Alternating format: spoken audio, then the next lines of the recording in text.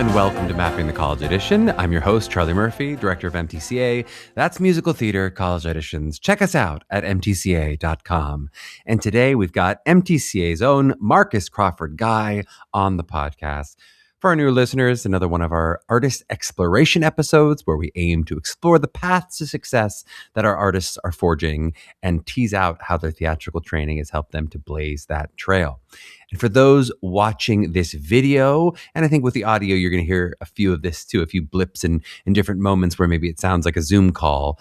Unfortunately, Marcus was deep in the mountains doing a bit of self-care as he recorded this. I mean, fortunately for him, bravo to him, some time of year helpful thoughts of taking care of yourself. And really a few of our next artist pods are going to be more directly about taking care of yourself as well. And I do really want for all of our seniors right now, even if you can't literally take a trip to the mountains, to just think a little bit about taking care of yourself. But sadly, the lag of this mountain home where Marcus was made the video quality not quite as beautiful. And for those who know him, he's quite a beautiful man, as those who know him can attest, right? And although you will still get to, I think, hear his prodigious intelligence in all of his longer answers, and you're really going to get, I think, a great sense of Marcus in the podcast. You know, in real life, both Marcus and I are quick on our feet, great with our banter, and you're not going to hear like the fullness of some of the back and forth kind of frivolity that we tried to do. You know, I would try a couple jokes here, and then basically Meghan had to cut some of these, like me doing under your breath, like jumping in and saying this, and Marcus like, huh? Sorry, wait, say that again, just because of the lag. So we just lost a bit of our wonderful jovialness. You may notice that lag in a couple different places, but I do think for the most part it's a great interview, and you get the sense of it even if you don't get all of our quick quips back and forth. Basically what I'm saying is you're going to have to wait for the next Meet MTCA workshop to get our fully timed up hilariousness. And speaking of that, what a transition. You know, our next Meet MTCA workshop is this January 20th with me and this very Marcus on this episode. That's January 20th at 8 p.m. Eastern. That's a Tuesday. Often they're on Wednesdays, but not this time. It's Tuesday, 8 p.m. And it's absolutely free, just like this podcast that you're listening to. But unlike this podcast, no advertisements at the Meet MTCA, except I guess for MTCA. But also like this podcast, you're going to have me, you're going to have Marcus, and you're going to have a bunch of other MTCA members of our team joining via video for a jam-packed 90 minutes of MTCA awesomeness. You'll get to know the team, you'll get to know some artistic expectations of the process, and hopefully you'll leave with a game plan and some questions answered for the launch, for your own personal launch into your process. So be there or don't be there. It'll cost you the same thing, which is nothing. Sign up at mtca.com. All right. I hope you all had some wonderful New Year's. We certainly did in our household. 2026, here we come. So much to look forward to this year. And we're trying to focus on the positive. I had a few really big resolutions, but the biggest one that I'm giving myself, and I'm going to speak out loud to this podcast, is just about openness and flexibility. I've started doing yoga again, which I haven't done with any regularity in way too many years. And I hope that 6 months from now, I'm still going to be doing it. And don't call me out on having stopped after 2 weeks. But whether I gain any bodily flexibility, the real reason for that resolution is not about flexibility in my body, though I'm not mad about that. I'm really trying to resolve to stay open to the growth and changes that 2026 and beyond could bring to me, could bring to my family, to MTCA, to the world. Can we be strong and firm in our convictions, but still open and curious to those around us? I hope that for myself, and I hope it for all of you. And bonus resolution, I deleted a few apps from my phone that just had to go. Some of those apps, they had to go. And I did that trick where you can triple click like the camera button on your phone and it becomes black and white. If you don't know what this is, if you've never heard of it, Google it. You can set triple click to make your phone go black and white, which hopefully makes it less interesting to you. All right, this episode is long enough, so let's get to it with the one and only Marcus Crawford Guy.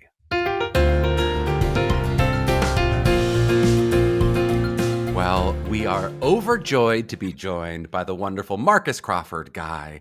Marcus went to high school at the Dance School of Scotland and then was the first Scotsman to attend the Juilliard School's drama division. At least he says so. Again, all unverified on the show, where he earned a BFA with scholastic distinction before now earning an MFA in screenwriting at USC. A very educated man. He's been on TV and stuff like AMC, where he did Washington Spies, ABC's reboot reboot of Get Christie Love, and as a child worked with the BBC. He's also been a teaching artist with Artists Striving to End Poverty, where he got to work with some great previous podcast guests like Mary Mitchell Campbell and Alejandro Rodriguez. And he is now, most importantly, a veteran and indispensable song coach at MTCA and a really essential leader within the MTCA artistic team. Marcus, welcome to the show. How are you doing? How did it feel to have your bio read to you like that? Oh, as horrifying as I thought it would be. We even discussed it in advance. It was coming. You were prepared. Thrilled to be here. It's just it's a bizarre thing to hear it read back to you. Yes. Ain't that the truth? Yeah. One thing to read it, another thing to hear it.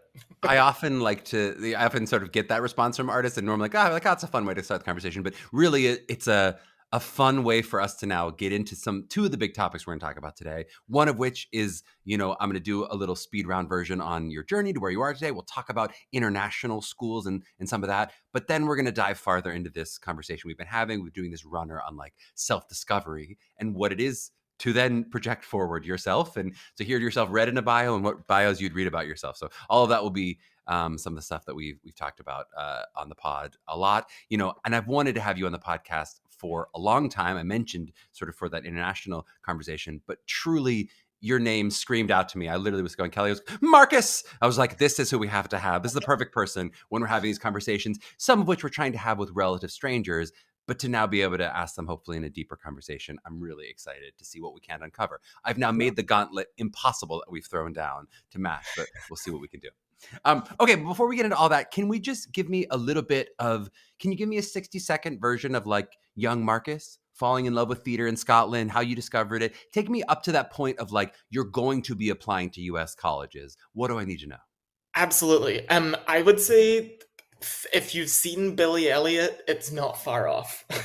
And you are who? Billy Elliot? And I'm Billy. Like, I really wanted to be a dancer when I was young. That's all I wanted to do. And I got to dance through soccer, or football, as we call it. Yep. And, my dad had lived abroad when he was younger. He lived in South Africa. Yep. And was very much like, to me and my brother from a very young age, you should live abroad. You should experience what that's like. I guess from when I was like 16, I was like, okay, I want to be an actor. I want to do this. I had some weird feelings about going to London to study. I was like very adamant that I didn't want my training to change me. I wanted to become a better artist. And I met Gail Rankin, who was the first Scots woman to attend Juilliard Drama. Yes. And she really just kind of planted a seed in my brain that was like, you should try this. At the very least, you should try this to give context to what's happening kind of around the world when it comes to training. And at 17, it was Juilliard Drama was the idea, not Juilliard potentially dance. At that point, had we moved on from specifically dance to think about? Yeah, well, I mean, once someone tells you that you're struggling to like touch your toes, like you just have to swallow that pill whole. So yeah, it was something that I really wanted to do. I should also mention, and I think this is important, I had never been in the US. My father had never been in the US. My mom had been like once. And so the idea of me like wanting to move to America was like very outlandish. And so basically my family booked a vacation and my dad was like, you can audition for Juilliard on one of those days. Wow. And that was that was it. And I think everyone thought, we'll go, we'll entertain this idea, and then we'll come home. Yep. And 15 years later, I won't be talking to Charlie Murphy on the podcast. Exactly. But now, what were the other options? If it wasn't Juilliard, was it school in the UK? What were the other thoughts? Yeah, I was admitted to a couple of colleges in London, 2 for acting, 2 for musical theater, and so I would have entertained those options. I ultimately, the way it shook out, because the American college process works on like a faster timeline, I guess, or an earlier timeline. I found out about Juilliard early on. Yeah. And so that just became the option. That was what That was what I wanted to do. There was another school that I was on the wait list for that would have been free. And I imagine that had I come off that wait list sooner, I would have been told. You've been frustrated with not being the option. Yeah. What about, I'd love to kind of frame that question of, you mentioned a couple schools, theater and musical theater. I'd love to hear kind of like, how did you, and or if you're willing to speak for all Scottish people, how did you view that line between like plays and musicals? I mean, I do think it's a maybe slightly different experience sometimes that at least I've heard that British people or that would have between that compared to maybe how Americans would think about. But how were you thinking about theater versus musical theater, especially as someone who grew up as a dancer? Yeah, for me, it was all about when I walked in the room, did I feel people got me? I had an experience at a college, which will remain unnamed, where I walked in the door, went to register with the students to like tell them that I was there to audition. And they basically just parroted back to me that like my accent would get changed if I came there, like the teachers would have a field day with me. And I was just kind of like, "Ooh, this is not the vibe that I'm looking for." And then I loved my high school experience, but because it was a performing arts high school, there were a lot of people who I had studied with going to various colleges in London, and I felt like college wouldn't be a fresh start. It would be like I would be moving there with people, and my association to those people would in some way, intentionally or not, begin to define my college experience. Whereas ultimately the option to move abroad was so appealing because I was like fresh start. Yeah. I love it. We will name that college at the end of this podcast at some point. Marcus is going to drop it in. He's never going to say what it is. He'll just say the name and you'll have to guess that was it. That was the Yes. Well, give me a little bit of your Juilliard experience. So both just your experience in general. What was Juilliard? Was it what you expected it to be? What did you get out of it? We mentioned this idea of you ended up getting a BFA in Scholastic Distinction. I'd love to hear about that. And then also, especially as a foreigner, because we're going to speak toward the international a little bit. What was that experience as a non-American experiencing an American college, especially a New York City college? Yeah. Okay. So a whole number of things. I think ultimately Juilliard changed my life. I like to think about my experience there as like I got given a gift and I wasn't quite sure what it was. And I feel like with every year of my life, I learn more about the gift that I got given. I think that at the age of 18 to like 21 when I graduated, like I was like ripe and ready to learn, but not necessarily ready to implement the things that I was learning. Yeah. And so now in my 30s, I'm like so hungry to be acting because I feel like I have a more comprehensive understanding of how to use the tools that I got given at Juilliard. And I think that at the age of 21, because I was in a foreign country and like didn't really know anyone except the people that I'd gone to school with, I was just really scared. And I think institution protects you from like parts of real life. And as soon as I graduated, I was like, whoa, what's happening? But that's kind of future tense conversation that we can have. But I think like when I was at school, like the movement training was everything that I wanted and more. Like, you know this about me, Charlie, but like physical rigor is really important to me as a human. Like if I'm not moving my body, I feel like something is wrong. And Juilliard really, I think as a physical actor, opened me up in a way that I could never have imagined. Moni Akeem, who was one of the founding teachers of the drama division, I was very lucky to get to study with him before he retired a couple of years ago. And he was so curious, so playful. There was so much joy. And then there was also a demand for excellence in that classroom. And I think everything that Moni did with us informs the way that I work with the MTCA students that I get to work with, which is I will hold your hand and then I will also squeeze it in the moment where I think you can be braver and go farther. I love that. We're definitely going to circle back to that in terms of the conversation with about MTCA students, and especially that idea of effort versus ease, the idea of how much do you push and cheerlead versus how much you hold account. Some great questions to be had there. But yeah, and then a discovery that I had as soon as I got to school. Obviously, the structure of Juilliard's classes is that some people in the cohort are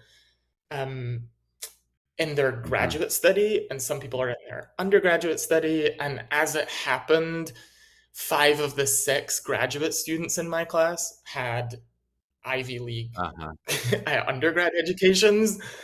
And so I found there was this like very high level of conversation happening around some of the plays that we were reading and ideas that we were discussing, and I just didn't have the vocabulary to participate. Or I felt like in the moments where I did participate, I was frequently humiliating myself. So I became a bookworm. I really, really tried to educate myself in a way that I felt like the education was requiring that I operate at that high level, but there was no time for me to catch up, or there was no class where catch up was happening. You created some of that. I think also for context, the MFA at Juilliard hadn't been established at that point in time, so it really was like everyone is studying together all the time, all 18 students. And so in the third year, I applied to basically pursue an independent study, which was all about kind of accessibility with Shakespeare. I was finding that we were diving into plays kind of head, shoulders, knees, and toes, and I was looking for like footholds that would help ground me in the lavish text. And so basically wrote a thesis or a dissertation, which was about just proposing kind of new points of access to Shakespeare based on the teaching that different people who had come into Juilliard to work with us, Liz Smith, Daniel Fish, to like Deb Hecht and Kate Wilson and the other teachers who were mainstays at Juilliard. I basically just wrote my thesis on that, and it was really great because I was able to curate my own reading list. I was able to work with a professor who was actually our theater history professor within the drama division, and it was just brilliant. It was great, and it kind of fed into the curiosity that I think any great theater program is trying to cultivate in students, and allowed me to kind of pull on the threads that were most interesting to me. I love so much of that answer. First off, it's just delightful to me to envision Marcus in a room where he's not intellectual enough. Like I can't imagine that now, to be like, Marcus wasn't able to hang intellectually in what room? But also to hear about with our students in the different schools that they experience. It's like you say, is this school is X? And you would think Juilliard, well, that's a conservatory style school, but certainly you finding academic rigor within that school. We often talk about how do you make the school into what you need it to be, and how that's often possible, where there's no one school that has all the answers. So how do you figure out, well, this is how I make this into the right school for me? It's so cool. And I commend you on that, the access part of it. Because I do think from my perspective, I've had that experience specifically with Shakespeare of going, man, if you could get into this, there's so much joy to be had in it, but it's hard to get into. And I've seen with other art, I'm like, I wish I understood opera on that level. There's so many things I'm like, let me in so I can enjoy it, because I'm feeling the other side of it. And I think it's a great thing. So please. Well, I would say, one of the things that I think it probably stemmed from like my love of dance. But one of the things that I did as soon as I got to Juilliard was find people in other departments who I could skill share with, or I could collaborate with. I was like, there are too many talented people here for me to only be spending time with actors. And so I was really lucky that I got to like I got to dance at Juilliard, which is like one of my favorite stories to tell. Myself and a dance student who was in my grade got to dance with the historical performance musicians, which was just So cool. wild. And honestly, it's probably one of my highlights of being at the school, to just have carved out an opportunity like that for myself. And I would say the I think the advice that I would spin from that is very rarely can actors give actors jobs, but people who do other things can refer actors for the jobs, right? And so I would encourage everyone, regardless of what school you go to make sure that you're not in a bubble of people who do the same thing as you all the time. In the family, certainly, Juilliard has so many resources that you can be soaking up there, but so does New York City generally, and so many cities, and so many schools, and such advice is almost universal. But we could go so deep into this, and I have 7 other things I want to ask you, and so we got to move on to. I want to talk a little bit about just your journey into educator. I mean, it seems I got to know you at a pretty young age, relatively. You were still in your early 20s, I think, when we met, and you must have been someone pretty early on who realized education was going to be part of your artistic journey. Yeah. So talk to me about that. How did you sort of see, and what point did you sort of see weaving that into your journey, both from a career and then also artistic perspective? Yeah, I mean, I think it's not at Juilliard, but certainly in my young life, I had some teachers who were destructive, right? To my confidence, to my sense of self, to my self-worth.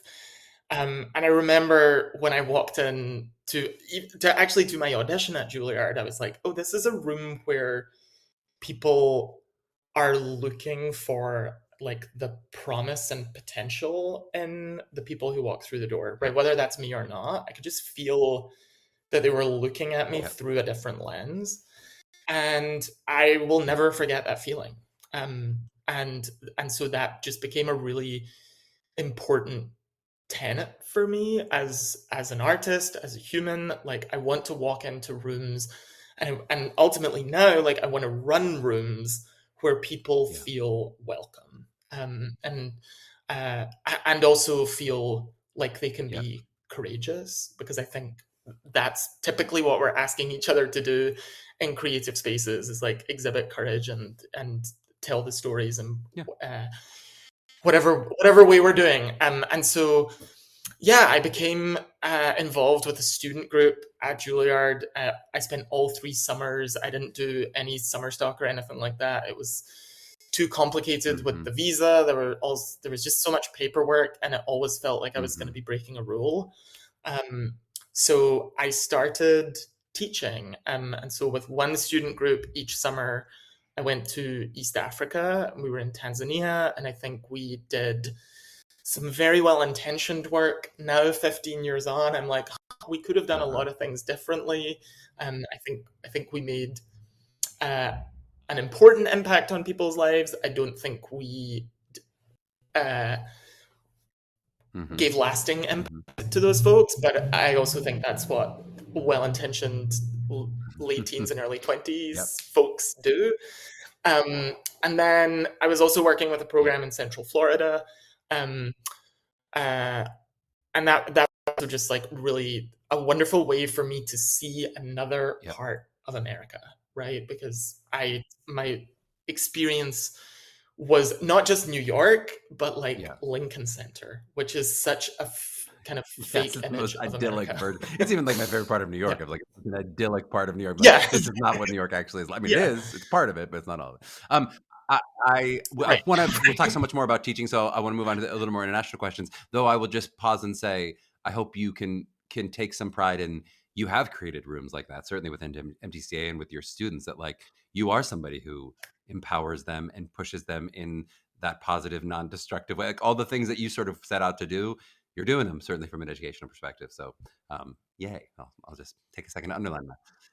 Let's talk a little more broadly about the international experience. So you're someone you already mentioned work visas, and I know you've dealt with green cards and all kinds of different things that not all of our U.S. listeners will ever probably have to deal with, at least, to work in the United States. But, for our international listeners, and we have a decent amount, shocking amount of international listeners. Can you just talk about what has the experience of like making a life in the United States been, and take that as granularly as you can from like your experience of college and life, and as much as you want to talk about, but I'd love to kind of hear what is the experience and how is it different than somebody who's American?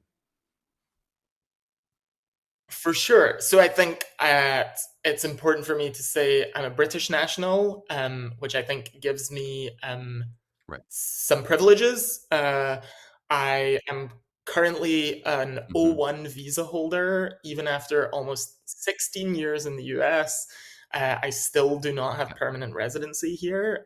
So I'm here on a work visa, and every couple of years I have to apply and renew that. But basically, my point of entry into the US was through the F1 student visa program, which is the visa that is offered to many students from many different countries, though there is also another student visa called the J1 visa. The main difference is that on the F1, you're allowed to work through the school. The school is allowed to kind of be your sponsor, so to speak. I would say I just didn't ask questions. I think I was so, like I said, I think my parents, first and foremost, were very much like, this probably won't happen. So the amount of research that we did prior to applying to Juilliard was little to none. And then when I got admitted to the school, really the conversation became, okay, like you need scholarship money. And, by chance, I had applied to a school that has an exorbitant, endowment. I think it's like the 5th largest in New York City. And so Juilliard had money to offer me to offset the costs. I will also say, because I think it's worth saying, I come from a working class household. My parents both barely eked their way through high school. I think we could say my dad was asked not to return to high school at a certain point. So like the idea of higher education was just something that my parents hadn't planned for. Not to mention the fact in the UK, the cost of higher education is just significantly lower. On top of that, like if you want to take out loans to use at a foreign institution, the interest rates are incredibly high. So basically, my parents said, you have to find money, Marcus. And so I wrote to pretty much every small business in Scotland and explained kind of by numbers the achievement of getting into Juilliard. And someone wrote me back and offered me a significant amount of money, which helped subsidize my education, which was pretty extraordinary. And then after that happened, my parents were like, well, you did good, kid. So, we pieced it together.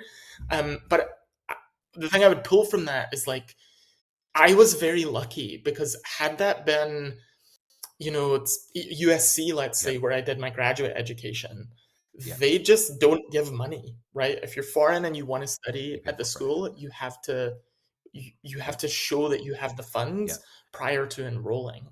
And so, I did this very blind, and I was in many respects very lucky. And then I would say, I went through kind of 4, let's call it comfortable years, because once you're in the cadence of going to college, it's fine. But then on the other end, going, like at that point in time, Actors Equity were very, very fickle about whether or not visa holders could become union members. And there were very specific circumstances under which they were willing to grant us union membership. And so that became very tricky, something that was never explained to me. I had a really hard time after my showcase talking to agents and managers and casting directors, because no one had talked to me about the regulations around my work authorization. So that became really challenging. And ultimately what happened was I did not qualify for my O1 visa immediately when I applied, so I had to spend 7 months back in right the after UK, which Yeah. which was a dark time in my life, and we won't Yeah. we don't need to get into that. But all of that to say, I think like had I intentionally walked to the school going, this is the beginning of my life in America. I have to figure out how to lay the groundwork to stay here long term.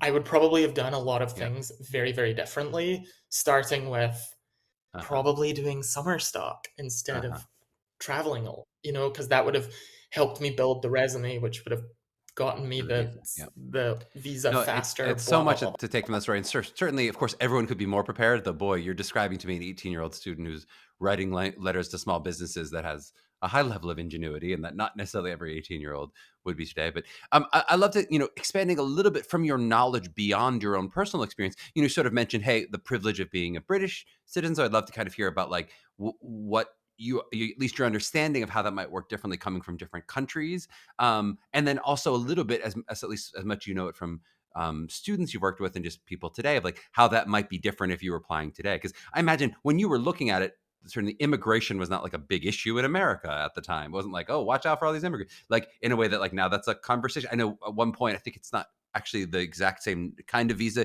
you mentioned, but there's recently been talk about should we be reducing these, and then we're like, oh no, that's how we're getting all these colleges are funding themselves as the international visas. And so basically, like, I guess, how is it different for people from different countries, and then how might it be different for people today if you're an international student? For sure. So I have a really good friend. She's and we always talk about the privilege of I had a multiple entry visa stamp, which basically meant I went to the embassy once, they stamped my passport, and then that stamp was good for the 4 years that I went to school. My friend from China, every time she went home, she had to get an appointment at the embassy, she had to get a new stamp. And so that starts to create restrictions because I mean, I have certainly had instances where I go to make an appointment at the US Embassy in London, and it's a 3-week wait, a 4-week wait. And so if you've not really considered travel, it starts to create like serious restrictions on how and when you can travel, and also just like it's expensive. Like I can't get my passport stamped in Scotland. I have to go to London. I think also there are just higher volumes of student visas being issued to folks from East Asian and South Asian countries, and so that can make it much harder for those folks to get the approval, right? The stamp. And then, immigration is handled by many different agencies. So I apply for a visa through USCIS. But when I cross the border and the person who looks at my visa paperwork and my visa stamp and my passport works for border control. And so you also have to be very good at talking about your work and what you're doing. And, I remember when I started to pay a lawyer and I was like, why am I paying you so much money? And then I crossed the border and I was like, oh, wow, I just got asked some, simple, but I would say like challenging questions had I answered them incorrectly or with other words. And I was well prepared, and that's the other thing I would say is like for folks considering um, an education in the US, yes, there is the college tuition. Absolutely, you have to like look at that number, and then you probably want to add on somewhere in the region of $10,000 to that to just go on the other end of this. We need legal counsel if you want my to stay and work in the US. wants to stay Well, in and the US. you already said this, but I'm just underlining and highlighting also the extraordinary nature of your experience of getting a lot of scholarship aid as an international student. I mean, I know that's true regardless of the arts of it all. That is one of the things, again, that's sort of been in the news, but one of the things that international students, the sort of dirty secret is they all pay full price. That's part of the reason they help fund our schools. That sticker price, we often say nobody pays full price at these universities except international students. The people who pay full price at the high ticket universities tend to be more international students. So awesome for you that. And then the one thing that I would say is that for my graduate education, because I have been a taxpayer since I moved to the US 15 years ago, I am not a US citizen or even a permanent resident, but in the eyes of the IRS, I am a US person. And so that meant that for my graduate education, I could have a conversation with USC about financial support, because they could see that I was throwing money in the larger Well, pot. then let's just talk. I hit a couple other international scenarios, and then I want to get into our second half of this, which is, from your experience with friends, colleagues, students, all those kind of things. Do you have a sense of the flip side of what it's like to work internationally with an American degree? So, if you were to go back to the UK, for instance, in those dark 6 months, 7 months, we won't talk about, but with a degree from Juilliard, do you have a sense of like how that translates into the British market, or do they think of it like, oh, that's like RADA, or that's really, do you know people who've made that specific change? Yeah, I mean, again, I think it's just you want to lay the track for that, right? And that's just the thing that I was not doing. So even in those 7 months when I went home, I was like, ooh, like what threads do I pull on?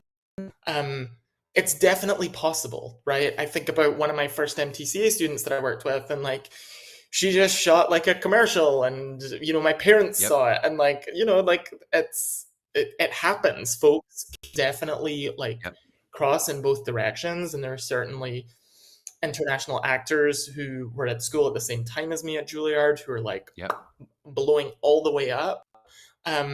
So it's possible. I think you need to be able to talk about what you offer in such a way that it makes the problem feel smaller, which is something that I was just not equipped to do, because in my head the problem was so huge. Right? Like, if I can't join the union, how can I X, right? And so I would say it's about finding other people who have done that, asking them about their experience, and I always say, like, ask the question, like, what do you wish you knew that you didn't know? I think that's a really great question. Um, Honestly, just for anyone, even when they're deciding what college to go to, right? And you're talking to students. I It's definitely possible, but I will say that when I was in the UK for that 7-month period, I was talking to people about Juilliard, and they were like, "Oh, so you're a musician?" And I was like, "No, I'm an actor." And and then you would start to spell out the like Viola Davis, Adam Driver, Anthony Mackie, Oscar, and you start like using these names. But even then it wasn't like totally computing, because ultimately the people I was referencing are people who are at the top level of the game, and at the entry point as like fresh talent out of college, regardless of where you went to school. People are going, right, but where can I plug you in immediately? Because like you're not Adam Driver or Oscar Isaac. And then I'll skip the flip side, because we'll just have had Emma Vance on the podcast like next week, that's an American who tried to work in London, did successfully work in London doing Clueless, but then I know was talked a little bit about the struggles of staying, and so she was having the inverse experience of trying to stay as an American, potentially in other countries. So I'll skip that end of it, unless is there anything else that you wanted to cover just from your international experience? I want to talk more about your career a little bit on the back end as we talk about self-discovery, but is there anything in terms of, your experience with the international advice for the international students? Anything else you want to hit on this end of it? I would say two things. One, the teaching has been huge for me, just because it's the application of the degree, right? I don't just need to apply my degree as an actor on stage or screen. There are other venues in which I can do that. So teaching has been hugely instrumental in me getting to stay and live my life in the US. And then the second thing I would say is, wherever you land in any city in the US, or in a small town or wherever, find cultural institutions that represent you and where you're from.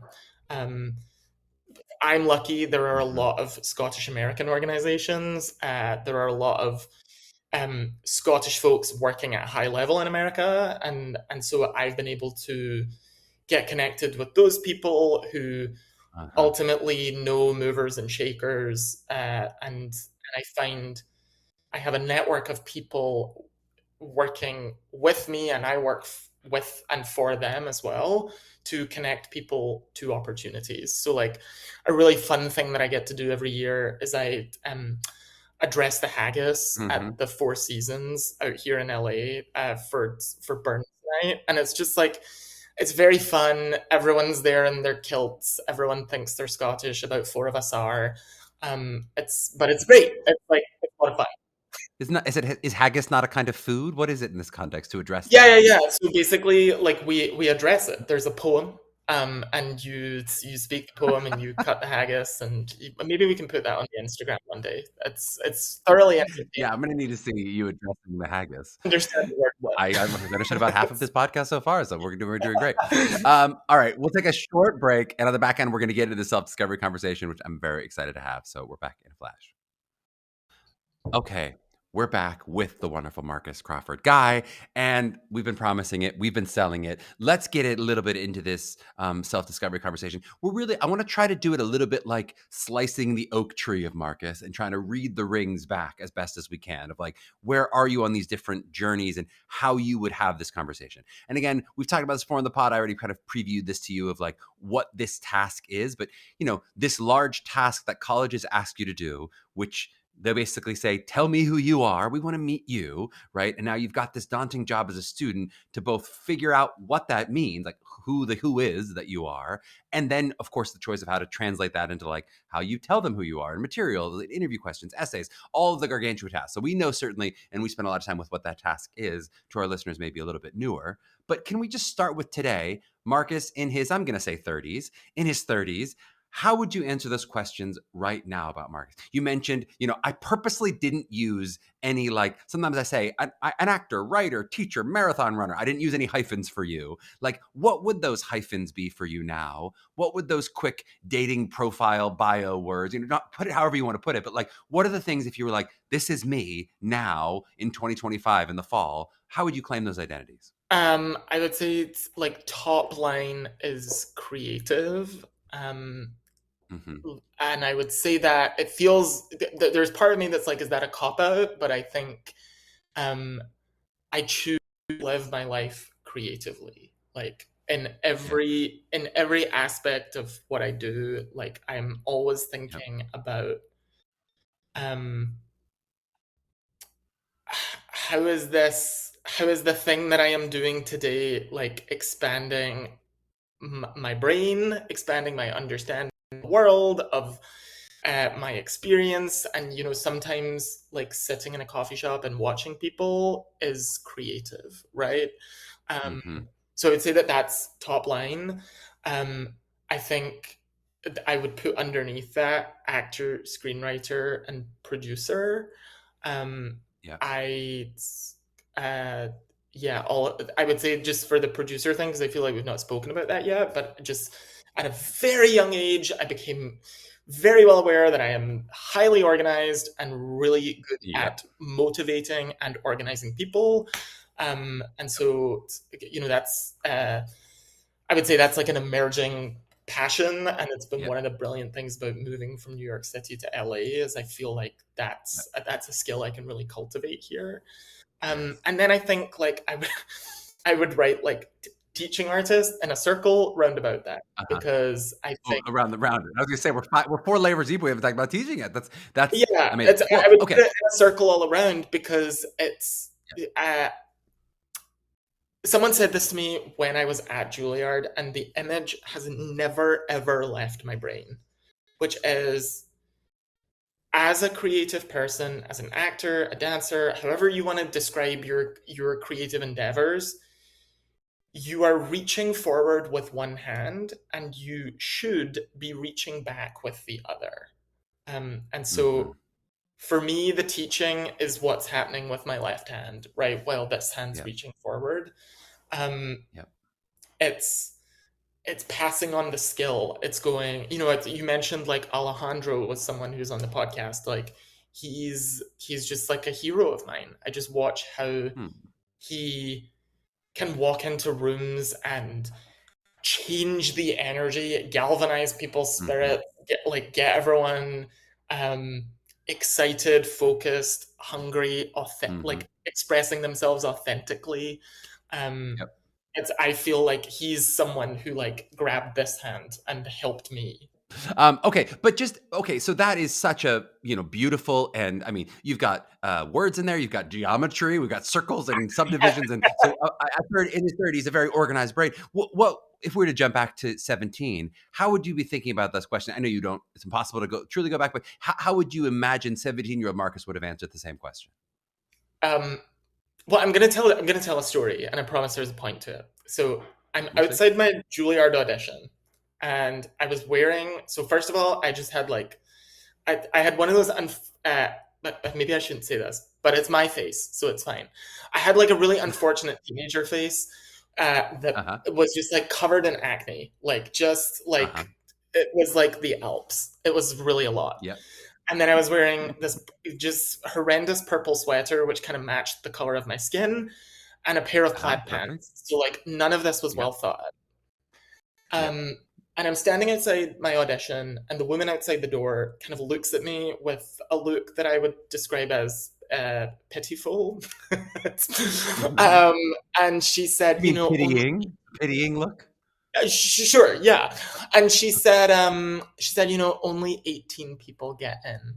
And I was like, I immediately felt this like surge of energy in my body that I can only describe as like the part of me that is my father, right? Just being woken up.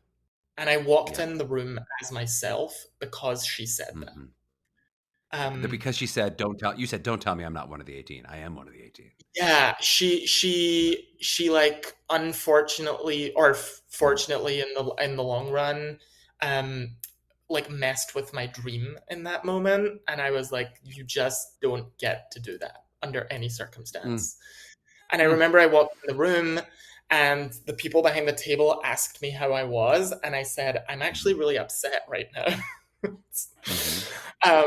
And that, like she, whether it was, I mean, it wasn't intentional. She was just not being kind.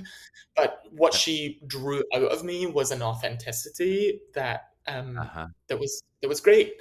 And then another thing that I would share is just like I always knew that I wanted to make people laugh in my auditions. Like I was like, I come to life in a different way when people laugh. And so I went hunting for a monologue that that started in a place that you would never expect to come out of my mouth. And so the monologue that I used was from a play called Burying Your Brother in the Pavement. And the first line of it was, I first had the idea I was the second coming when I was 7. And I just thought that was so funny that like a person with the face that I had at the age of 17, which was just like so unfortunate to be speaking that line. I found that very humorous, and then found the monologue to be like truly tender thereafter. And so I would say even at 17, I don't know that I could describe kind of the intention in the way that I am right now, but I knew hunting for something, and I also knew when I found it. When it came to my Shakespeare pieces, because I went to not the best public high schools in the UK. The dance school was tacked on to ultimately a pretty bad high school. I had very poor access to like Shakespeare and didn't really know what I was reading and how to read it. So I picked two Shakespeare monologues that were from the first scene of the play. And I remember when I was asked at Juilliard, they were like, how did you come across these monologues? And I was like, well, I was just looking for long passages of text at the start of the plays because I don't know how to read this. I don't even know where Henry V or something. Yeah. Yeah, I mean, truly, like Coriolanus, like I was like a raging bull, and I was like, I think I understand these 12 lines. I hope I understand them. Yeah. But again, I think when we talk about how do you bring yourself into the room, I was aware of where my skill was. Like I was aware of what I could do and also what I couldn't do, and I wasn't apologizing for either of those things. Yeah, even if you didn't have the language yet, you had an authenticity, and and it's an interesting way to hook into some of that confidence. But we talk so much about like, how do you bring a confident person into the room who's able to and willing to share? Maybe you're coming from a place of anger, or I dare you not to accept me or whatever, but you found a way to bring that full authentic self in the room. So it's obviously really successfully. What if we were to now stepping back a little bit more as a teacher, but also just how you think about this in terms of like the different kinds of identity, and you put those beautiful 3 words and then the circle over it and the way you think of it now, but like both in terms of conversation about like this is my identity, which I think has some political context of like harder line forms of identity. There's the ideas of like, I'm a nerd, or I'm really into dance moms, is one kind of identity, versus like race and sexuality and gender identity and neurodivergence, right? And I think what sometimes happens in this process, it gets really kind of blended into this soup for students, because colleges are asking for all of that. They want to know everything, but I think it can be a little confusing for students to be like, what do they mean in that? Like, how do you think of at least those different kinds of identity, the sort of harder and the softer versions of it, if you want to think of it that way? How do you see that in your conversation with your students of like how you lead in the room? This is who I am, and this is what I want to say about myself. Yeah, I mean, I always think about it as like, what are on any audition day, these college faculty members are probably seeing like 30, 40, 50 people. So there's only so much information that they can hold about you. So it's like, what are the 3 kind of nuggets that you want them to hold on to when you leave the room, right? And you kind of don't even get to say those things explicitly, right? Because especially in relation to some forms of identity, it's actually, illegal to ask. So I always find that that's the conversation. And for some students, it is I just love contemporary musical theater and like the girly pop sound, and like that's actually important to me, right? And for other people, it's I'm a young trans student who's trying to find my voice, and I want to make sure that when I walk in the room, the people behind the table have an understanding of how I want to grow as something that's more than like a stereotyped idea of blah blah blah blah blah, right? No, that's kind of what I mean by that, is like, because I think the danger sometimes students have is like, they don't want their race or their gender, their sexual orientation or whatever, or their neurodivergence, anything that they're sharing about stuff, to become their identity. But so then they aren't necessarily sure, how do I lead, or to become all that they're going to say about themselves is, I'm this, I'm these things. It's like, how do you bring all of the unique human qualities that go beyond those categorizations, but then intermingle them all to make the sort of artist you are? How do you think, if someone were to come to you and say, I am these 15 things, how do I get to my 3? How do you sort of think about that conversation of like, these 3 would feel like the most important 3 bullet points you want to hear? Yeah, I would say write down that list of 15 things and look at it, and circle the 3 things that if I were to subtract them, you would just fundamentally no longer be yourself. And I think that people are good at that. I think the like what's essential, and I think sometimes seeing it written out and going, when I was 17, I was like, I want people to know that I'm like quirky, and I think probably there was a deeper voice inside me that was like, I want people to know that I'm queer. Right. But like, but at not that point in necessarily time, something you knew at 17. You wouldn't necessarily said that in your yeah, mind. it's like he's gonna be quirky and subversive, right? And if Yep. I'd looked at that list, I would have been like, you can't take this away from me. Like, this is me. I love And that. so I often find myself encouraging students to write lists, and then, Yes. and this is something I do as a writer, is I write lists of things that are interesting to me, and then I circle the things that I'm having a strong emotional reaction to after the fact, right? If it's Yep. something that makes me smile, something that makes me tear up, right? Like, I think in my recent years, that, you know, I became an uncle almost 5 years ago. That's such a huge part of my life. Like, it's the best role I have ever gotten to play is uncle. Yep. And so that's important to me now. And it's, you know, I'm like, can we remake? I mean, we shouldn't, because this would be sacrilege. But like, can we remake something like Mrs. Doubtfire, right? Because I feel like that's what I do for my nephews every time I show up and see them.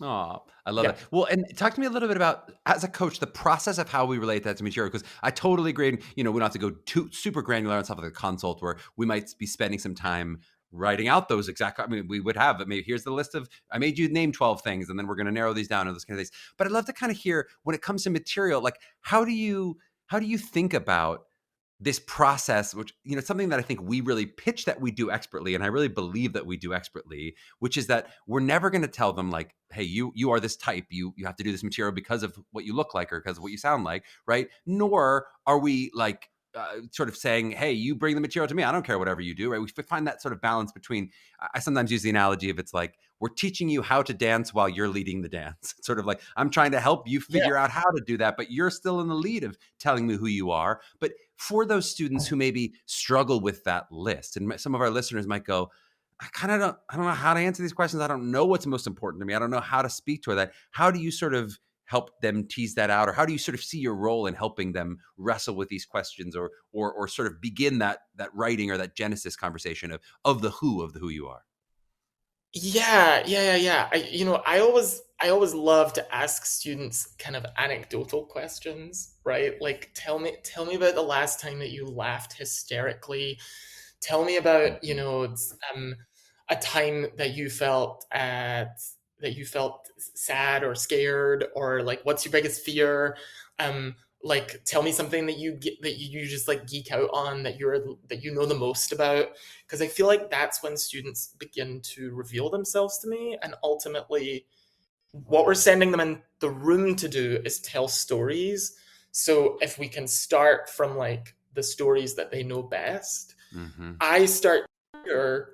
Oh, I worked with a girl last year who I got such a kick out of, because she spoke faster than anyone I have ever met in my life. And I was just like, this is wild and wonderful. And there were many times where I was like, we have to slow down. And then from there, I was able to extract that, like, it was both her nervousness and her enthusiasm. And we had a conversation about that. And then we listened to some really fun up-tempo songs. And we found something that like landed on that energy, that to me, I was like, this song is who I met when I first met you. And she was like, that's what everyone always says. You know.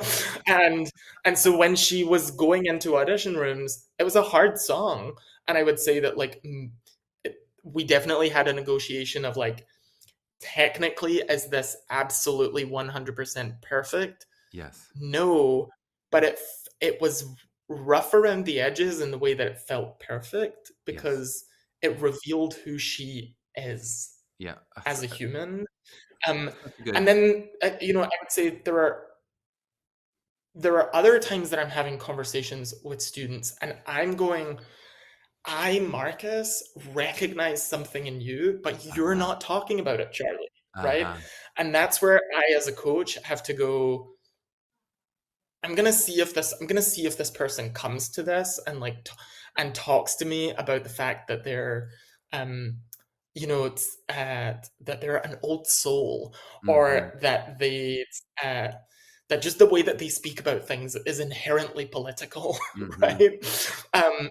But if they don't say those words, it's not my job as a coach to put those words in a student's mouth, in the Yes. same way that I certainly would not have appreciated at the age of 17 someone telling me, Marcus, you're gay, right? I would have been Hmm. like, that's for me to find out, right? And so I think that Yeah.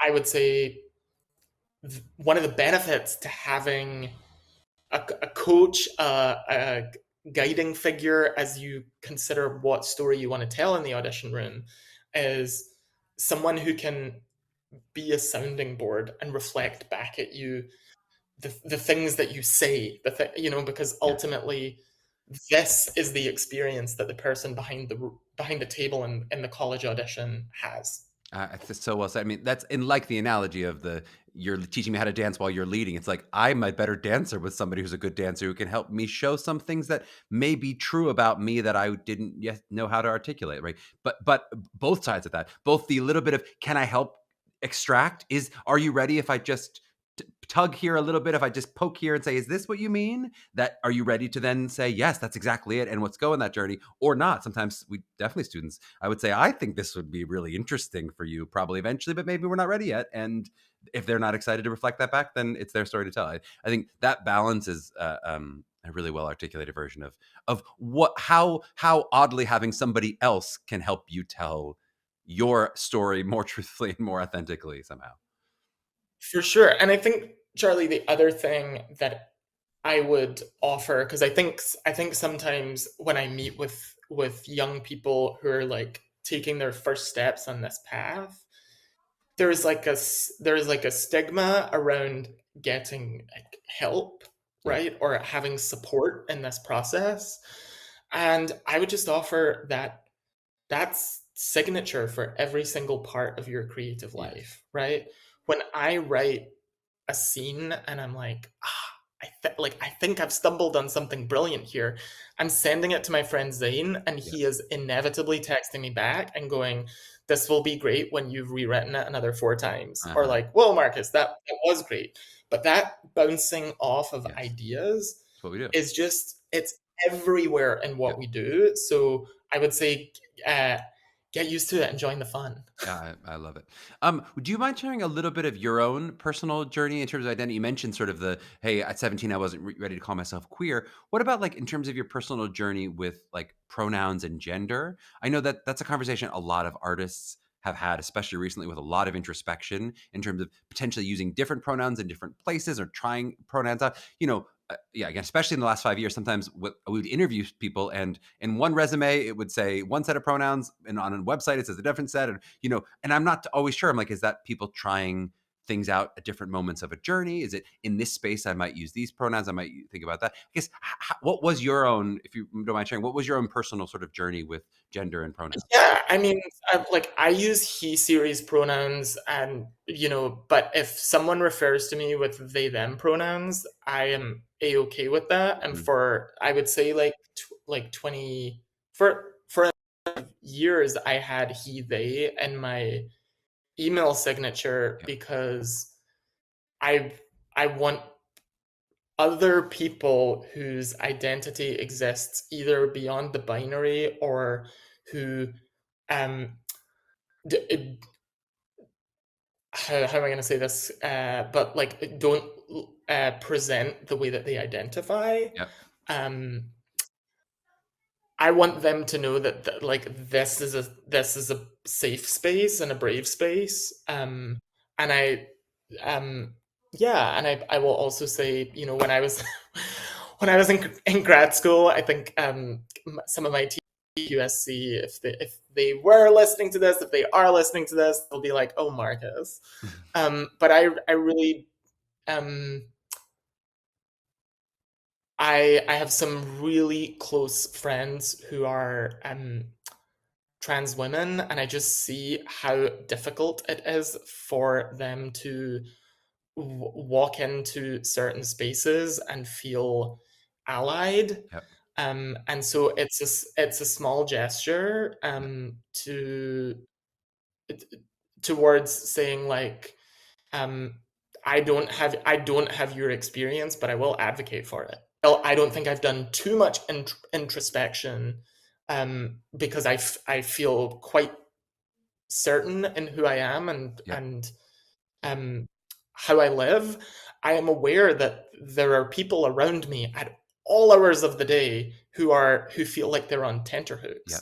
And so I think it's the job of the collective to go, does it really bother me if someone refers to me with they them pronouns, if it's in a larger effort to make that commonplace for everyone? Yep. No, I don't care. Well, and I was going to ask you, I started off that question of like the harder line, softer line identity, versus, my quirkiness versus my queerness.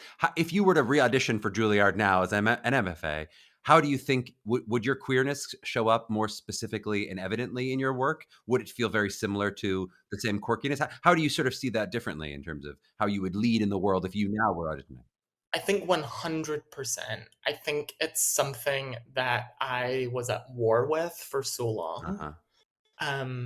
Something that I felt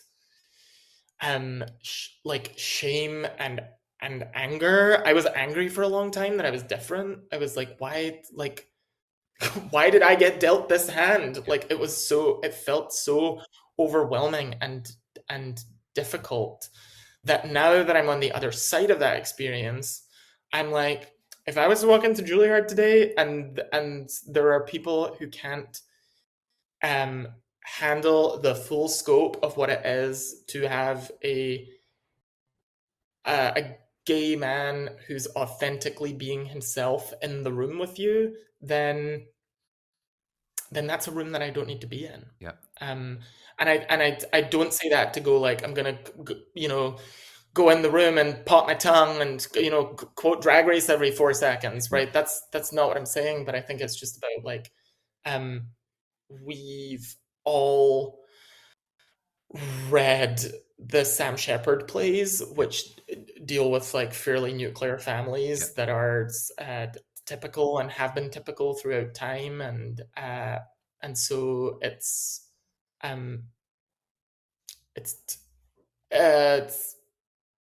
yeah, I think if you feel comfortable with parts of yourself, you should invite those into the room. And actually, I want to talk about this because I have a couple of students this year, actually, and they will remain nameless, but who are really, faith is so important to them.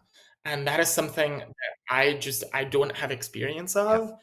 And they have reflected back to me that my curiosity and like my sincere intrigue into how we can invite that aspect of them into the room has been really, really exciting for them. And that might be a great example of something where people are unlikely to be like, oh, this theater college is going to be discriminating against a gay man, but some might feel like, I don't know how they're going to feel about a really strong Christian person or whatever. That's in some ways that they may have more fear, but to that the same tenet would hold of going, if you're not going to feel good about something that's really true to my identity, then this is probably not the right school for me. If that, if that does turn you off. Let me ask you a little bit about social media. We've had a lot of social media conversations on the pod, but in the context of this conversation, how do you think of social media as a form of you broadcasting your identity? And again, I mean identity meaning just who you are as a person. I know it's a place where I've seen you be more vulnerable and revealing in ways that aren't just commercial. Whereas I do think a lot of actors I see who are going to post, here's my next gig, here's me looking cute at a gala, But how do you think of social media as a tool? How do you use it and how do you consume it? Give me social media. Yeah, I think I have a big rule about social media, which is if you don't like it, don't follow it. I feel strongly about that. I think there have definitely been things that I have looked at and I've gone, and I can feel like the monster coming up in me, and I'm like, yeah, but Marcus, you're also electing to like participate in this, so just like unfollow and get out of it, and then it's not your business, not your problem, and you don't need to feel this feeling. but I also have found myself really troubled by the way in which people curate their lives.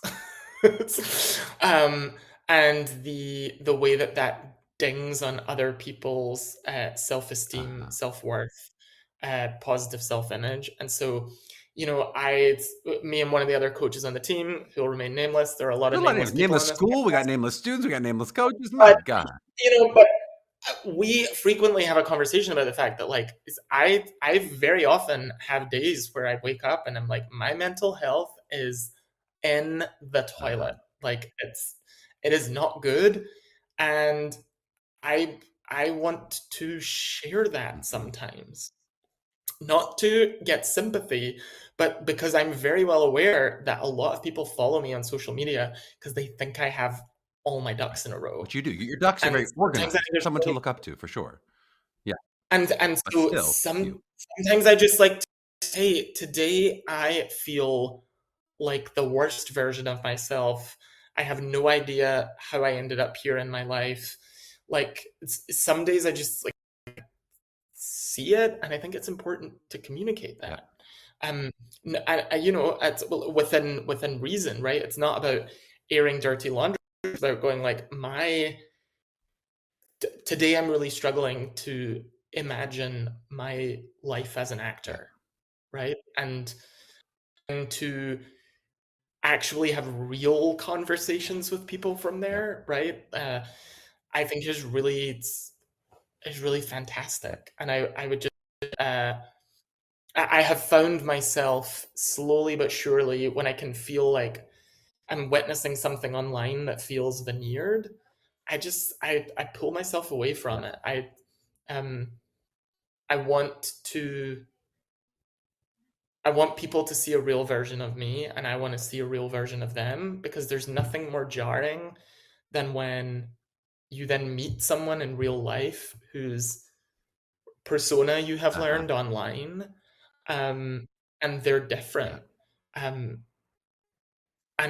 yeah, that's always really jarring and confusing, and honestly, like, icky to me. Like I need to get away from that, because I can't put my finger on what's sincere. It's something Elizabeth and I have talked a lot about as parents too now, of like, we will say it's okay to make mistakes. That's a Dana Tiger song, but like those kind of things. But then often we actually model is like pretty immaculate parenting. We always have things pretty well handled. It's sort of a version of parenthood. And we're like, I think this is something we've been talking about recently. I think Solvay will appreciate actually us trying to more openly share our vulnerability. So now every night before bedtime, we share like a mistake that we've made and something I wish that had gone differently today. Just so they're like, Dada makes mistakes too, and Mom makes mistakes, and that's okay. Because that is often how you learn, is by watching other people in their vulnerability of like, yeah, today I felt like this.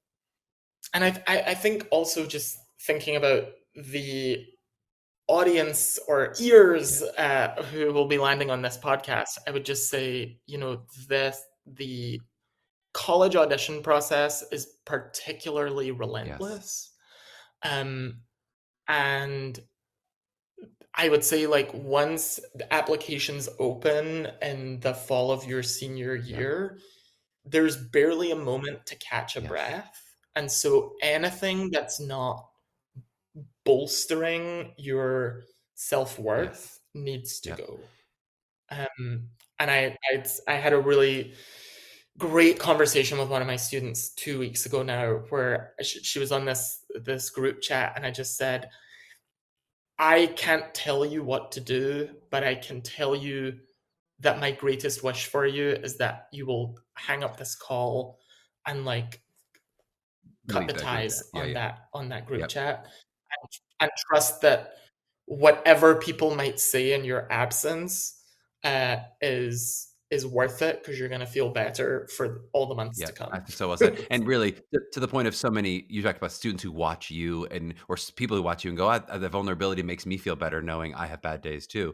I wish all of our students could see the 20 years of students who had disappointments and rejections, and then ended up at huge schools, or people who went to schools that weren't the biggest names and had great careers. Like all the different versions of that, if you could see the whole landscape, you would understand that everybody has tough mental health days and still are wonderful, successful, aspirational people. And you would understand everyone has rejection and everyone has, that's just what this process and what this business is.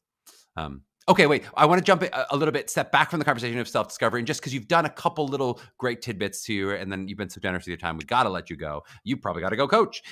We'd just love to hear any other big insights on the process that you've gleaned from now many years of doing this.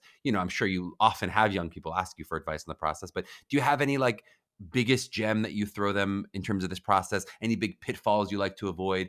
What is the big stuff when someone says, "Hey, Marcus, I'm trying to figure out this thing." What have you learned from the experience of going through this process so much? I always go back to that first acting class at Juilliard, which was there's an object in your hands and explore it, figure out what it is, play with it, right? And I think that ultimately what's happening there is I'm asking questions of the object that I'm playing with. And I find that students and families lose the path when they stop asking questions, right? And sometimes we stop asking questions because we think we know. Other times we stop asking questions because we're like, is this obvious? Should I know this? I don't know this. I don't want to embarrass myself.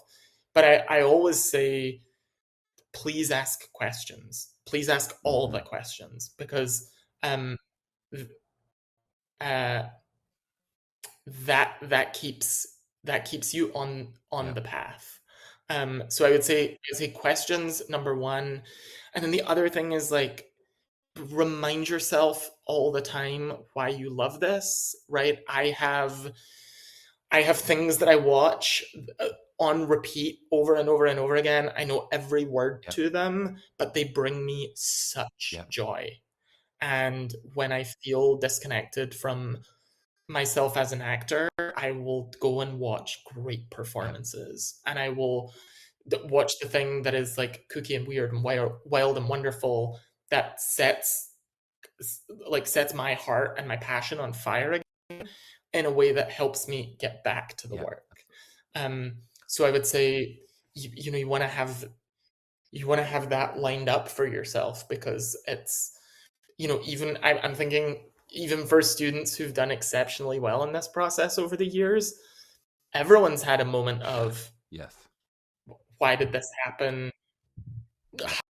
How did I end up in this spot? Or I have 12 applications to submit and it's November 27th. How do I prioritize? There are so many moments where things can go awry in expected and unexpected ways, that you just need to be able to wait, back to the source. This is the thing I love. This is why I'm doing it. Get back to work. I love that. What about, do you have any advice specifically? I just love to wrap with advice for parents. We have so many parent listeners of the podcast. You imagining the ears that this is falling on. Plenty of students, but plenty of parents listening for their kids. Whether it's because those parents are on that self-discovery journey themselves, like me, right? And they're freaked out, or if they're, thinking about, my God, this process is just unbelievable. I don't, how am I, is my kid getting into school? What am I going to do? I know you've dealt with hundreds of these parents. What would you say to the parents out there? Yeah, I would say, first of all, I'm not a parent. I take my hat off to you. And then second, I would say a lot of teenagers, I think, are wrestling with the fact that they're on the precipice of independence. And I think many students that I meet and work with need to feel a sense of independence. And so I think Google Docs, shared notes, shared email accounts, places where you can see information without having to ask the question, which can sometimes poke the bear, I think are just really good tools and resources. And then also, this is something that you and Leo say all the time, Charlie, but just really thinking well in advance, what's our communication plan of action as a family? Because in the same way that when that woman annoyed me outside of the audition room at Juilliard, my dream was on the line. And so the emotional response was huge. And ultimately, that's what we're training your young people to do, is hopefully have like open instruments where they can have big, wonderful, truthful, authentic emotional responses to the imagined circumstances that they're playing with. And so sometimes big things come out of them. And if you have a structure in place, I think you can avoid a lot of that, which is helpful, especially in the moment of truth when you're at Unifieds or whatever. So well said. What a great place to wrap. All right, Marcus, thank you for the time today. You did not disappoint. We threw the gauntlet down and you successfully picked it up, or whatever you do with gauntlets. Really well done. And I really chat with you.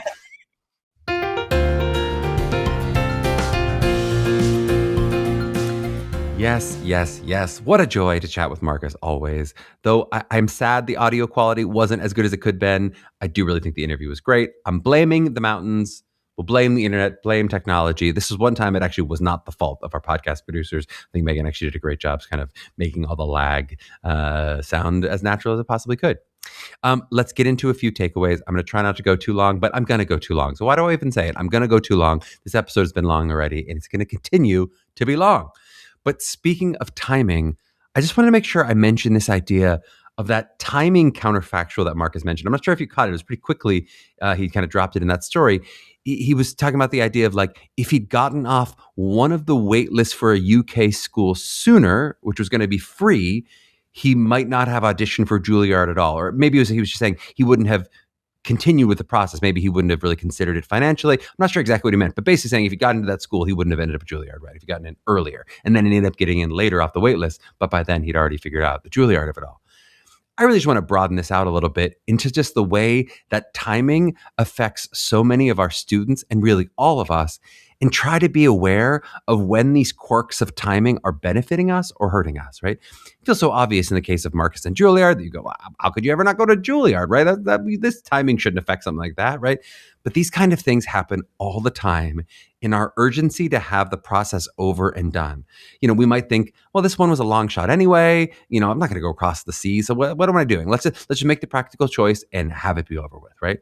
I see it with our students in the stress of wanting to settle on a school often before their process is really complete, just because they want to make that final decision. They want to have it be over. And so I always think to myself, there's the idea like, no, the school is manipulating you to do that. So don't rob yourself of your whole process and whatever your Juilliard experience might be, whatever school that is, right? Which of course isn't to say it might not be the best fit is the school you got into early. Of course it could be, right? But us just not wanting to be victims of timing along the way, I guess what I'm saying. And I'm going to tell more and more of my New York City kindergarten stories over the course of this year. 2026, you're going to hear a lot about kindergarten. Many of our parents have asked me to do a whole bonus podcast. I'm not sure if I'm actually going to do a whole bonus podcast on it. Maybe I'll do a little 10-minute section of a takeaway and tell the whole story. Who knows? But one of the quirks from this, and one of the things, there's so many analogies that I'm making to this process going through at this time, I'm really attuned to this because it's happening to me right now because of my experience with the MT College process, is that in New York City, when you're applying to kindergartens, you have to make a final decision on private schools before you even know what public schools you've gotten into.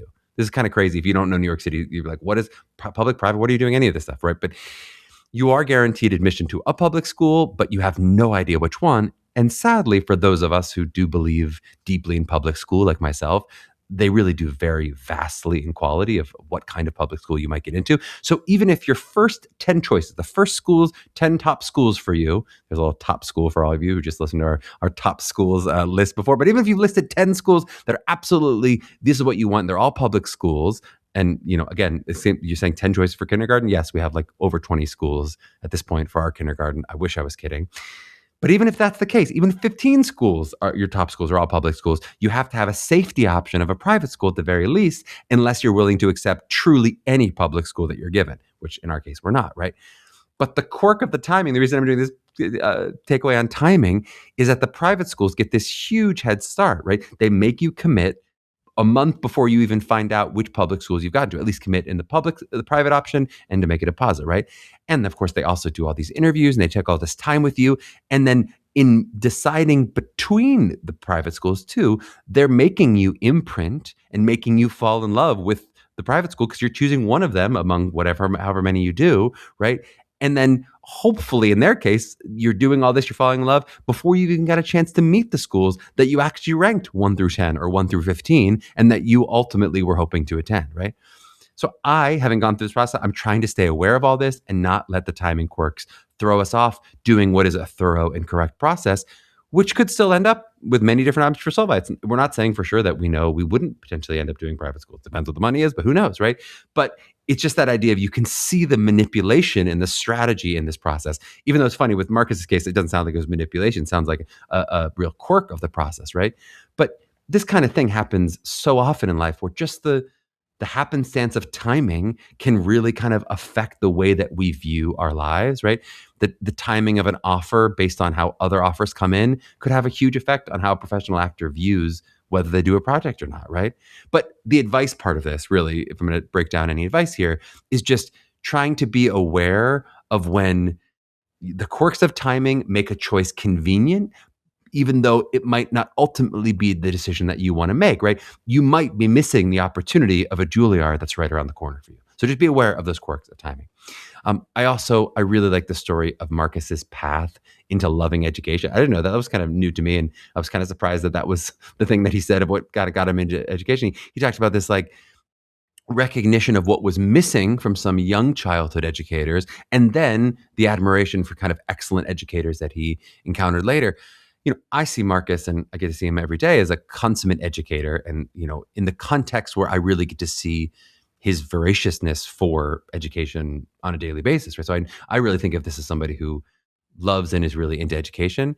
And I guess the reason I'm sort of mentioning this in a takeaway, at least especially appropriate for this episode where we're talking about kind of who you are, is to say some version of this trite advice we've given before, which is just like, trust the instincts of who you are. Because I know for myself, I knew on some level that I was a teacher from a pretty early age. Likely around 16 or 17, I knew I was going to be a teacher in my life. I mean, I started coaching when I was 17 and have basically never stopped.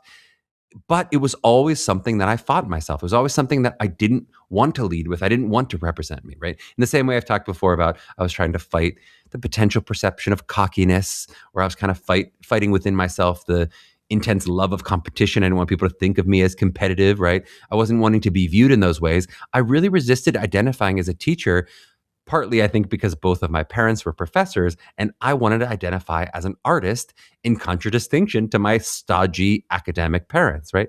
I wanted you to think I'm nothing like them, or I wanted people to think, well, my parents are this, but I'm this artist. I'm this totally different person, right? But at my core, if you asked me at any age, I could have told you I would end up teaching in some capacity or somehow in education. I mean, it's funny. It was only very recently that I actually realized that I maybe won't end up being a professor someday. I sort of just kind of had always assumed that was like, well, eventually I'll do that. I mean, maybe I'll act for 15 years or 20 years or whatever it is. Maybe I'll do a bunch of theatery stuff in New York City. Not at all surprised that I started a theater company. That kind of stuff felt like me. But then eventually I'm going to take a professorship, right? Like you hear many of our faculty guests when you hear the college episodes talk about some version of that path, 15, 20 years, whatever it is, 10 years, right? But it's only recently, after actually now having been offered a number of opportunities and thinking about my actual future, that I realized I actually might not do that. I might actually never take a professorship. Now, of course, I say all that and watch like I'm going to end up teaching now because I've said that. Now it will happen, right? But you never know. And the short answer. But there is something in terms of, again, the advice of it all. The sooner you embrace the things that you know about yourself to be true deep down, and especially I think those things that maybe scare you and that you're maybe running from a bit, the faster you're going to become whatever that version of your most authentic self actually is. And for Marcus, actually, it sounds like this wasn't teaching. That wasn't something he was resisting. Maybe with Marcus, it was more about himself in the producer, very organized person. I'm kind of curious about that, of like, he definitely now knows and leads with that. I wonder if as the artist self of him was resisting some of that or not necessarily wanting to lead with that. I don't know. I didn't, know him at 18, right? I will say also, I'm like intensely interested in the part of him that now talks about it was my father in me, and whatever that aggressive energy is, which is not normally something that I see Marcus lead a lot with. If I'd taken the time to really turn this into a therapy session, or if Marcus was my acting student, we would definitely have explored that further. We were just taking a 10-minute detour down that road. Sometimes I tell my students, like, hey, I'd watch that play. And it's like my version of being like, let's figure out is there a play there? There's something interesting there of like, can we mine something from that? Can we explore a little deeper? So I definitely think there's something I'm like, I want to do a 20-minute play of Marcus as his father, basically. Okay. Anyway, back to the takeaways. Gosh, I'm really getting a field here, far afield. But I really liked that practical advice Marcus gave. It's kind of the first time we got any practical advice as we wrap this runner on kind of self-discovery. I appreciated what everyone said, but it was nice to actually, I was like, oh, there's a little bit of a how in this. And just for what it's worth, I'm not going to do any more direct interviews. I feel like we've mined all we're going to mine out of the who are you and how do you figure out yourself. And we'll still talk about it indirectly, but I'm not going to do whole 30-minute interviews on them. I'm sure you're all sick of this by now, right? But I did like that we end with some concrete ideas, right? You talked about that idea of list writing and then circling some of the things, sort of like doing a scatter plot or your own Rorschach test on yourself somehow, right? And I really think there is something interesting about this idea that like your interests can cue your identity. I mean, I don't think your hobbies or your interests necessarily are you, but I think they can be telling about you. And I also really love the idea that Mark was talking about of trying to dive into anecdotes and how anecdotes can reveal character. I was actually given this beautiful task recently to come up with an anecdote that really revealed the character of my best friend. Actually mentioned lovingly in this episode a few times. The previous podcast guest, Alejandro Rodriguez, shout out Alejandro. But there's really something beautiful and I think very true about this idea that a specific anecdote can sometimes reveal a human being better than like a list of adjectives. I mean, it's helpful to have a list of adjectives when you're looking at a large repertoire of monologues and you're looking for a guide of like what qualities we want to show off. I think it is helpful to find some version of adjectives and nouns and things that you want to say about yourself, right? But it's actually in the specificity of those monologues. When Marcus was telling that story of like, then we found the song and then we're like, yep, that's how we really met this person. It's in that specificity that you really unlock that human being and we unlock this thing that we're trying to reveal.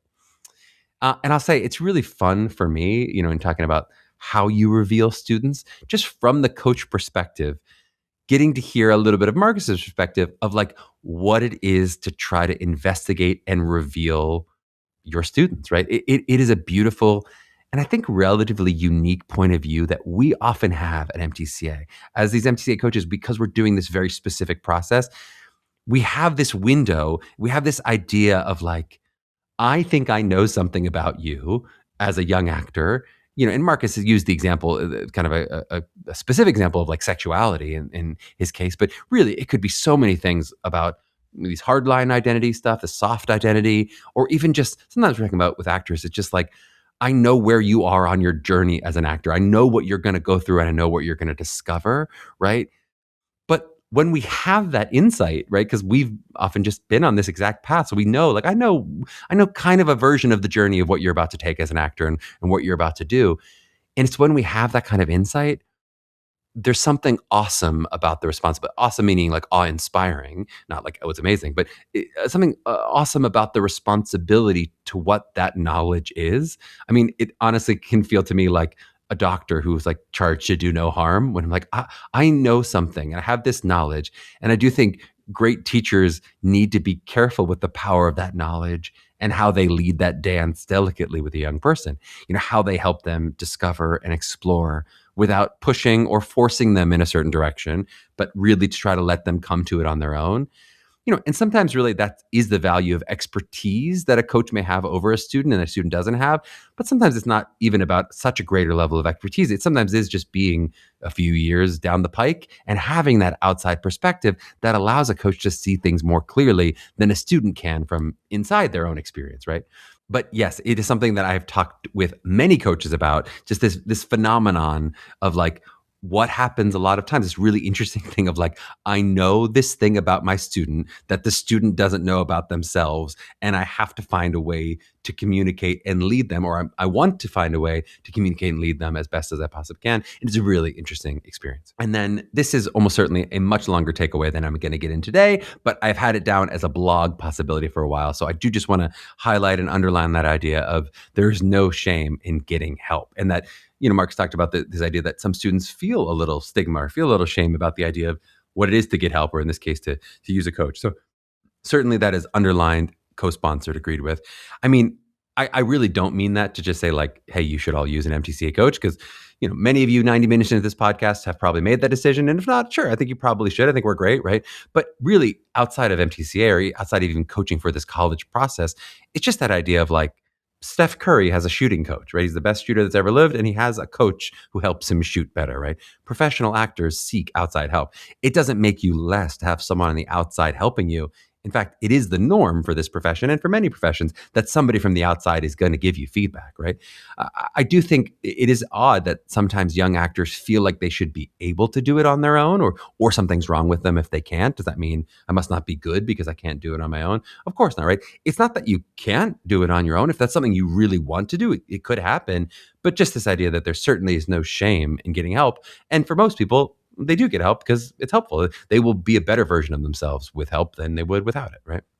I think I told most of the idea of this like making mistakes in the episode itself, so I don't need to go deep into it here. But it is something that I know Elizabeth and I are really trying to model as parents. I think I've told the story on the pod before that Sophie likes to say, my daddy doesn't make mistakes. Only other daddies make mistakes. To the point that literally, like when I'm singing her Dear Theodosia, I'll sing like, I make a million mistakes. And she'll be like, you mean other daddies? But okay, obviously that's a problem at the point. We recognize that's a problem, and that's not how I want to lead in the world of this person who is invulnerable, right? We want to, as parents and as humans, share our vulnerabilities, right? So now, like, we literally, this was something Elizabeth's, I think, very smart idea. We end each day talking about like something we struggled with. There's a good part of our day and a hard part of our day, and we try to share that we struggle too, right? That this is not, you're not unique in going through struggles, that everybody struggles, right? And I say all that because I think it can be really helpful for teenage actors going through this process, especially when it comes time to dive into their auditions in earnest, to just remind themselves that the goal is not perfection, right? The same way it's not actually a good thing for me to show up as a quote unquote perfect parent. We don't want to meet young actors as their immaculate selves. We want to meet your raw, flawed self. It's funny because I think young people naturally seek the raw and the flawed out when we talk about like social media. They go for the authentic, but then somehow for themselves, they think the goal is perfection, right? And in these auditions, as in life, real is better than perfect. I think that's kind of true across the board. Okay, and finally, let's end here with that amazing Juilliard audition story. I love that so much, and I have not heard that before. I thought that was so interesting. We all can appreciate and empathize with the image that Marcus gave us, the unfortunate purple sweater and the teenage acne. Boy, I remember such a long part of my life. Still to this day, I struggle with acne, but man, that was, as a teenager, was such like a deeply emotional part of my life. They just, to have your face not look how you want it to look, that's just really hard, right?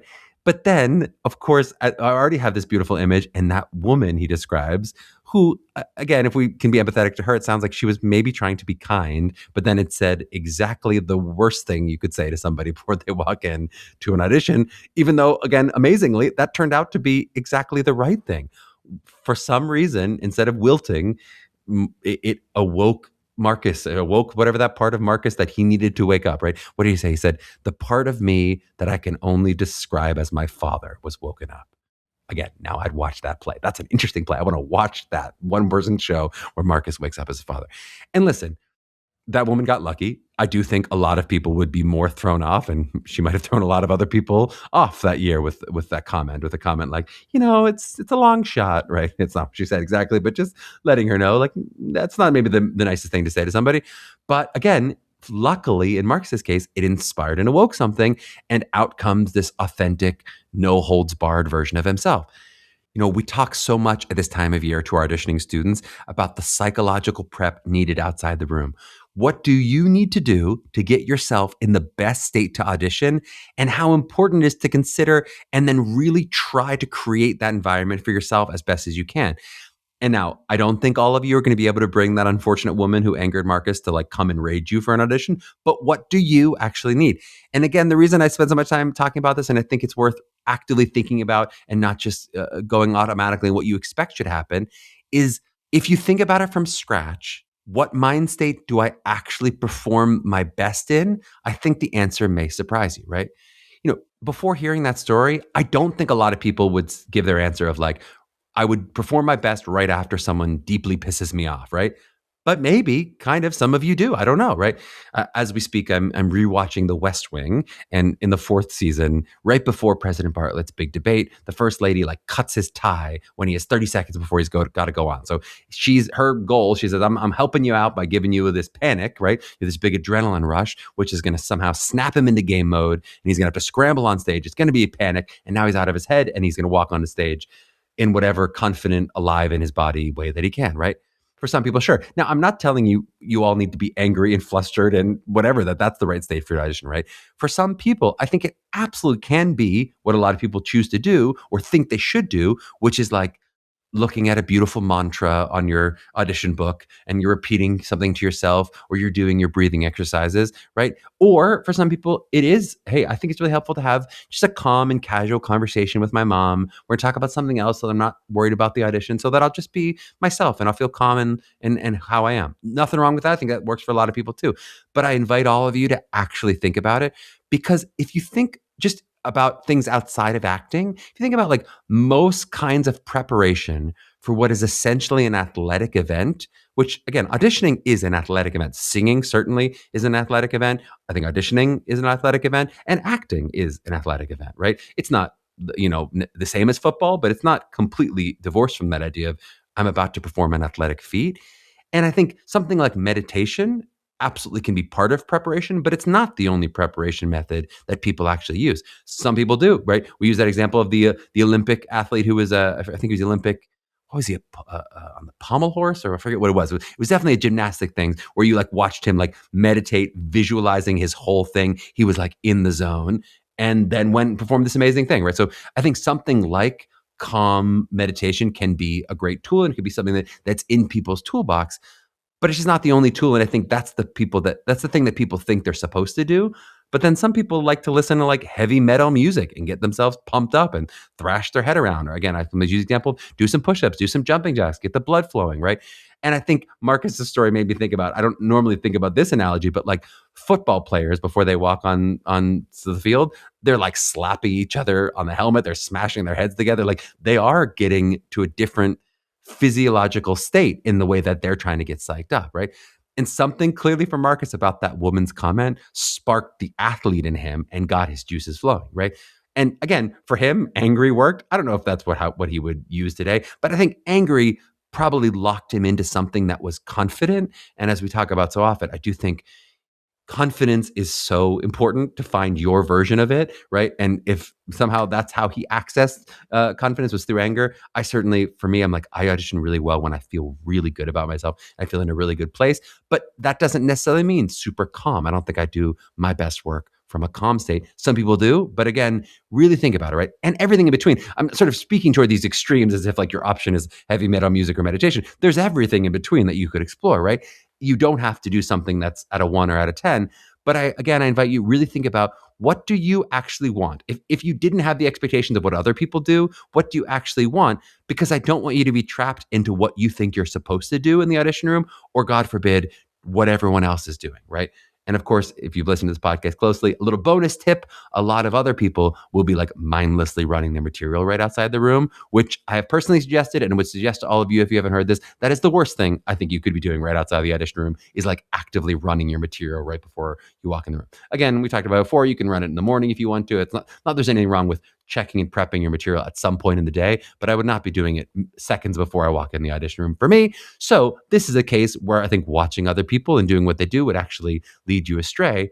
And more than that, what do you actively need? And think about it. Try out some different things if you don't know what that is. But what do you think you need to get yourself in the mind state? Maybe it is an unfortunate woman to really anger you, or something else that maybe your mom's got to send you a really inappropriate text, or who knows what it is. All right, we're just off the rails completely, so let's wrap there. Who knows what we're talking about at this point? But that was another episode of Mapping the College Audition.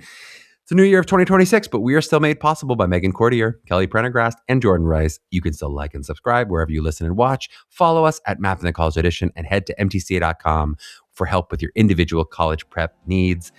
To my young artists out there mapping their journeys, please trust that you're enough for the right program exactly as you are right now, whoever that person may be, and now keep striving. We'll catch you next week.